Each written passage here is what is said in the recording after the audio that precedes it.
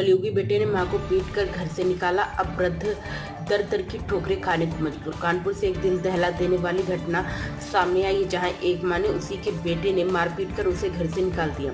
ये मामला है बारा देवी जूही इलाके का, जहां शिव देवी अवस्थी नामक बुजुर्ग महिला ने अपने छोटे बेटे शिवशंकर और बहू पर गंभीर आरोप लगाए हैं।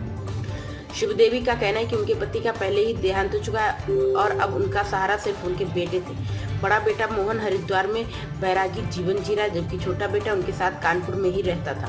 लेकिन उसी बेटे ने अब अपनी मां की देखभाल करने के बजाय उन्हें पीटा, गाली दी और घर से निकाल दिया। महिला का आरोप है कि बहू और उसके मायके वालों ने मिलकर उनके गहने और कपड़े तक हड़प लिए और जब उन्होंने अपने बड़े बेटे को सूचना दी तो वह हरिद्वार से आकर थाने गया, लेकिन पुलिस ने शिकायत को गंभीरता से नहीं लिया। अब बड़ा बेटा मोहन अवस्थी अपनी मां को इंसाफ दिलाने के लिए जिला अधिकारी से गुहार लगा रहा है। उनका कहना है कि उनकी मां को उनका हक मिलना और सम्मान मिलना चाहिए। पीएम ने इस मामले में उचित कार्रवाई का आश्वासन दिया है।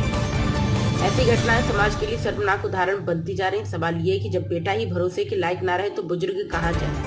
प्राइम संदेश न्यूज से संवाददाता अफजाल हुसैन की रिपोर्ट।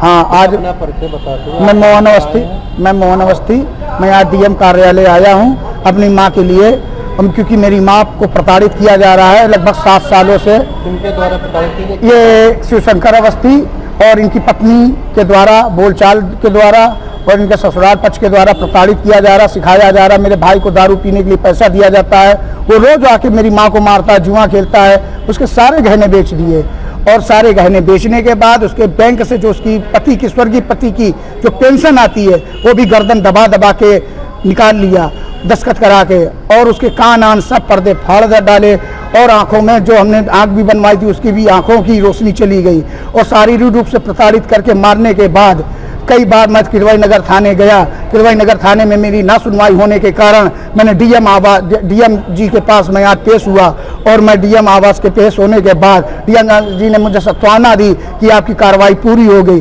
कृपया सरकार योगी जी से मेरी ये गुजारिश है और डीएम साहब से गुजारिश है कि आप सिटीजन के तहत एक मेरी माँ का सुरक्षा कीजिए और मेरी माँ का दायित्व मुझे दीजिए, और जो भी उसकी प्रॉपर्टी का हकदार है मेरी माँ है और कोई नहीं। जब तक माँ जिंदा है उसको कोई नहीं ले सकता, उसको कोई नहीं निकाल सकता है। इसके लिए हम योगी जी से आभार प्रकट करते हैं और सबने विनय निवेदन करते हैं।